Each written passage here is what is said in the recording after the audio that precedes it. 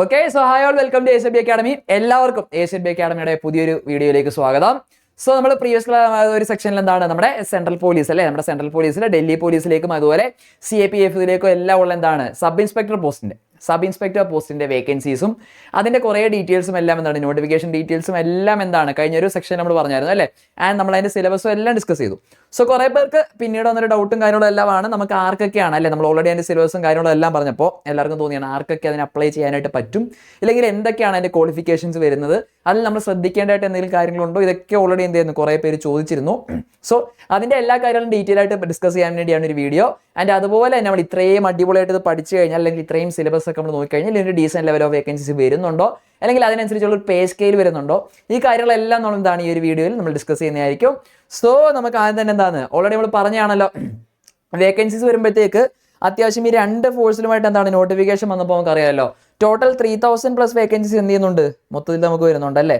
So ഒരു decent ലെവലാണ്. Total 3000-ലധികം vacancies എന്ത് ചെയ്തിട്ടുണ്ട് ഈ രണ്ട് നമുക്ക് ഈ എക്സിക്യൂട്ടീവ് പോസ്റ്റുകളായിട്ടും അതുപോലെ GD പോസ്റ്റുകളായിട്ടും എന്ത് ചെയ്തിട്ടുണ്ട് ടോട്ടൽ സബ് ഇൻസ്പെക്ടർ എന്ന് പറയുന്ന വേക്കൻസിയിലേക്ക് റിപ്പോർട്ട് ചെയ്തിട്ടുണ്ട് അല്ലേ.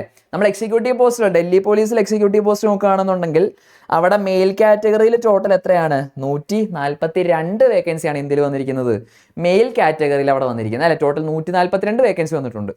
അതുപോലെ തന്നെ നെക്സ്റ്റ് നമ്മൾ നോക്കുമ്പോഴത്തേക്ക് എന്താണ്, നെക്സ്റ്റ് നമ്മളിവിടെ ഫീമെയിൽ കാറ്റഗറി നോക്കുമ്പോഴത്തേക്ക് അവിടെ ടോട്ടൽ എത്രയാണ് 70 വേക്കൻസീസും. ടോട്ടൽ 70 വേക്കൻസീസ് ആണ് ഇവിടെ റിപ്പോർട്ട് ചെയ്തിരിക്കുന്നത് ഫീമെയിൽ കാറ്റഗറിയിൽ ഡൽഹി പോലീസിൽ എന്ത് ചെയ്തിരിക്കുന്നത് എക്സിക്യൂട്ടീവ് പോസ്റ്റിൽ റിപ്പോർട്ട് ചെയ്തിരിക്കുന്നത്.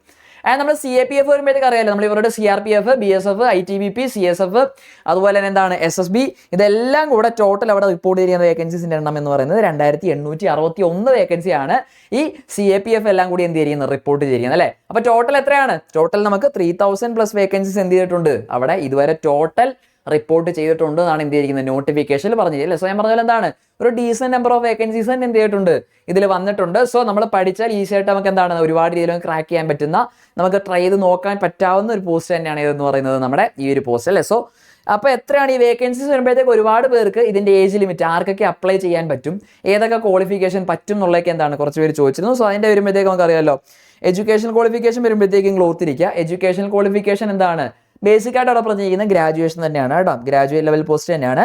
സോ ഒരു വാലിഡ് യൂണിവേഴ്സിറ്റിയിൽ നിന്നുള്ളതാണ് ബാച്ചിലേഴ്സ് ഡിഗ്രി തന്നെയാണ് എന്ത് പറഞ്ഞിരിക്കുന്നത് അവിടുത്തെ ബേസിക് ക്വാളിഫിക്കേഷൻ ആയിട്ട് പറഞ്ഞിരിക്കുന്നത് അല്ലേ. ഡൽഹി പോലീസിലേക്കാണെങ്കിലും CAPF ആണെങ്കിലും GD പോസ്റ്റുകളിലേക്കാണെന്നുണ്ടെങ്കിൽ അവിടുത്തെ ക്വാളിഫിക്കേഷൻ എന്ത് തന്നെയാണ് ഗ്രാജുവേഷൻ തന്നെയാണ് കേട്ടോ, ഒരു വാലിഡ് യൂണിവേഴ്സിറ്റിയിൽ നിന്നുള്ള ഡിഗ്രി തന്നെയാണ് എന്തായിട്ട് പറഞ്ഞിരിക്കുന്നത് ക്വാളിഫിക്കേഷൻ ആയിട്ട് പറഞ്ഞിരിക്കുന്നത്. ഇനി നമ്മൾ എക്സിക്യൂട്ടീവ് പോസ്റ്റിലേക്ക് വരുമ്പോഴത്തേക്ക് എക്സിക്യൂട്ടീവ് പോസ്റ്റിൽ ഓർത്തിരിക്കുക നമുക്ക് എന്താണ് ക്വാളിഫിക്കേഷൻ ഇവിടെ ബാച്ചിലേഴ്സ് ഡിഗ്രി തന്നെയാണ്.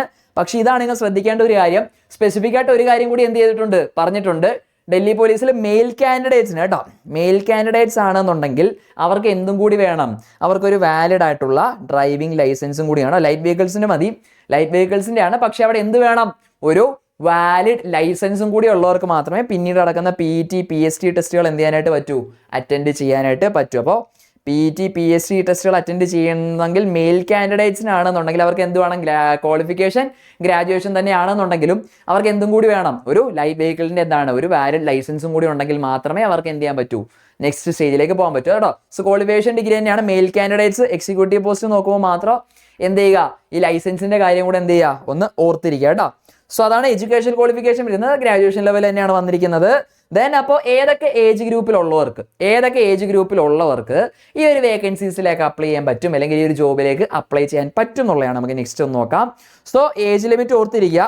ഇവിടെ ഡേറ്റ് എന്താണ്, ഏജ് ലിമിറ്റ് എന്താണ് കാൽക്കുലേറ്റ് ചെയ്യുന്ന ഡേറ്റ് എന്ന് പറയുന്നത് 1/8/2025 ആണ്. 1/8/2025 ഡേറ്റ് ആണ് എന്ത് ചെയ്യുന്നത് ഇവിടെ കാൽക്കുലേറ്റ് ചെയ്യുന്നത്. സോ ഡേറ്റിന് ലിമിറ്റ് ഓർത്തിരിക്കുക. ഈ 1/8/2025 ആകുമ്പോഴത്തേക്ക് നിങ്ങൾ എത്ര വയസ്സ് കംപ്ലീറ്റ് ചെയ്തിരിക്കണം എന്നാണ് പറഞ്ഞിരിക്കുന്നത്. ഇവിടെ തന്നിരിക്കുന്ന ലിമിറ്റ് എന്ന് പറയുന്നത് കണ്ടല്ലോ 2/8/2000 മുതൽ 1/8/2025 വരെ ജനിച്ചവർക്കാണ് എന്ത് ചെയ്യാൻ പറ്റുക ഈ ഒരു പോസ്റ്റിലേക്ക് അപ്ലൈ ചെയ്യാനായിട്ട് പറ്റുക കേട്ടോ. സോ ഡേറ്റ് ഓർക്കുക. ഇതിന് മുൻപുള്ളവർക്കും പറ്റില്ല, 2/8/2000 മുൻപുള്ളവർക്കും പറ്റില്ല, 1/8/2005 ശേഷം ജനിച്ചവർക്കും എന്ത് ചെയ്യാൻ പറ്റില്ല അപ്ലൈ ചെയ്യാനായിട്ട് പറ്റില്ല അല്ലെ. സോ ഈ 2/8/2000 മുതൽ 1/8/2005 വരെ ജനിച്ചവർക്ക് എന്ത് ചെയ്യാം ഈ ഒരു ജോബിന് അപ്ലൈ ചെയ്യാം. Which means minimum age limit maximum എത്രയാണ് ഏജ് ലിമിറ്റ് വരുന്നത്, ഏജ് ലിമിറ്റ് എന്ന് പറയുന്നത് 20 to 25 ആണ് കേട്ടോ. 20 to 25 ആണ് എന്ത് വരുന്നത് ഏജ് ലിമിറ്റ് വരുന്നത്? ഏത് ഡേറ്റിൽ? 1/8/2025 20 വയസ്സ് പൂർത്തിയായവർ മുതൽ 25 വയസ്സ് പൂർത്തിയായവർക്ക് വരെ എന്ത് ചെയ്യാനായിട്ട് പറ്റും? ഈ ഒരു ജോബിന് അപ്ലൈ ചെയ്യാനായിട്ട് പറ്റും കേട്ടോ. സോ ഡേറ്റ് ഓർത്തിരിക്കുക, 1/8/2025 ആണ്.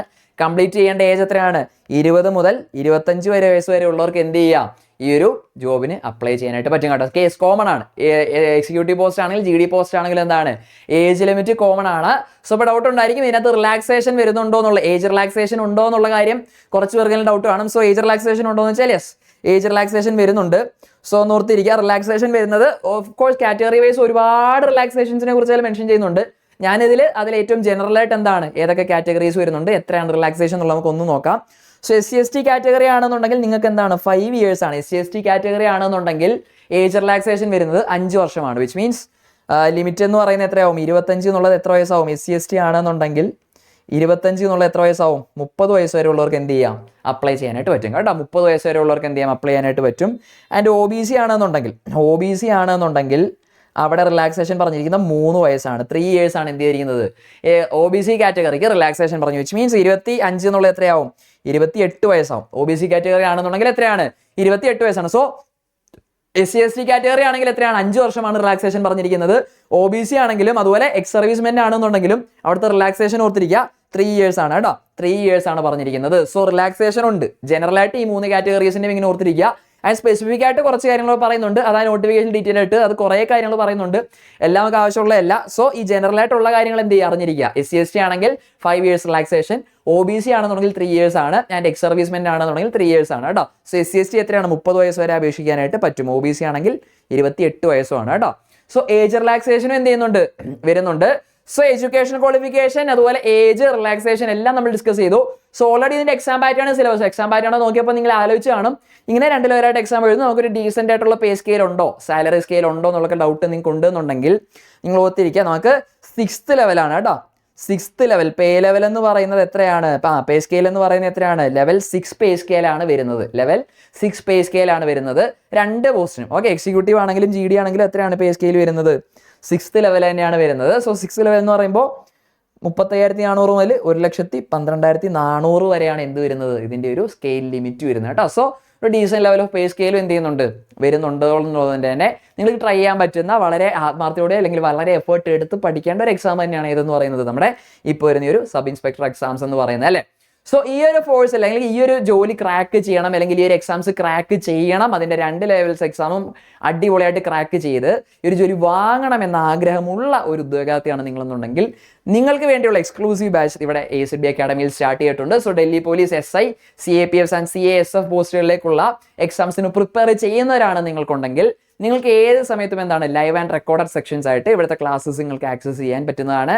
ആൻഡ് ടോപ്പിക് വൈസ് ക്ലാസ്സുകൾ കൂടാതെ തന്നെ നിങ്ങൾ സ്പെഷ്യൽ കറണ്ട് അഫയേഴ്സ് സെക്ഷൻസും ഡെയിലി, വീക്ക്ലി ആൻഡ് മന്ത്ലി ബേസിസിൽ ഈ ഒരു കോഴ്സിൻ്റെ ഭാഗമായിട്ട് നമ്മൾ കണ്ടക്ട് ചെയ്യുന്നതായിരിക്കും. ആൻഡ് ഓഫ് കോഴ്സ് വെറുതെ പഠിപ്പിക്കുകയല്ല, നിങ്ങൾ പഠിച്ചു എന്ന് ഉറപ്പുവരുത്തുന്നതിന് വേണ്ടി ഒരു പേഴ്സണൽ മെൻറ്റർഷിപ്പ് സപ്പോർട്ടോട് കൂടിയുള്ള ഒരു റെഗുലർ സ്റ്റഡി പ്ലാൻ, ഒരു പേഴ്സണലൈസ് സ്റ്റഡി പ്ലാൻ ഈ ഒരു കോഴ്സിൻ്റെ ഭാഗമായിട്ട് നിങ്ങൾക്ക് പ്രൊവൈഡ് ചെയ്യുന്നതായിരിക്കും. ആൻഡ് ഡെയിലി ആൻഡ് വീക്ക്ലി അനാലിസിസും ഈ ഒരു കോഴ്സിൻ്റെ ഭാഗമായിട്ട് കണ്ടക്ട് ചെയ്യുന്നതായിരിക്കും. സോ ഈ ഒരു കോഴ്സിൽ ജോയിൻ ചെയ്യാൻ ആഗ്രഹിക്കുന്ന ഒരു വിദ്യാർത്ഥിയാണ് നിങ്ങളെന്നുണ്ടെങ്കിൽ കോൺടാക്ട് നമ്പർ പ്രൊവൈഡ് ചെയ്തിട്ടുണ്ട്. അതിൽ വിളിച്ചാൽ നിങ്ങൾക്ക് എല്ലാ ഡീറ്റെയിൽസും അവൈലബിൾ ആയിരിക്കും. ആൻഡ് ഈവൻ നിങ്ങൾക്കിപ്പോൾ ASB അക്കാഡമിയുടെ ആപ്പ് സ്റ്റോറിലും പ്ലേ സ്റ്റോറിലും അവൈലബിൾ ആണ്. അതിൽ നിങ്ങൾക്ക് ഈ ഒരു കോഴ്സിൻ്റെ എല്ലാ ഡീറ്റെയിൽസും ലഭിക്കുന്നതായിരിക്കും. സോ നിങ്ങളിത് ആഗ്രഹിക്കുന്ന അല്ലെങ്കിൽ ഈ കോഴ്സിൽ ജോയിൻ ചെയ്യാൻ ആഗ്രഹിക്കുന്ന ഒരാളാണ് നിങ്ങളെന്നുണ്ടെങ്കിൽ കോൺടാക്ട് നമ്പറിലേക്ക് എന്ത് ചെയ്യുക? വിളിച്ച് ഡീറ്റെയിൽസ് എൻക്വയറി ചെയ്യുക. സോ ഇതിൻ്റെ ബാക്കി ഡീറ്റെയിൽഡ് ഇൻഫർമേഷൻസുമായിട്ട് അടുത്ത ഒരു സെക്ഷനിൽ നമ്മൾ കാണുന്നതായിരിക്കും. സോ ഇപ്പോൾ ഈ വീഡിയോ വൈൻഡപ്പ് ചെയ്യാണ്. So Tata, bye bye.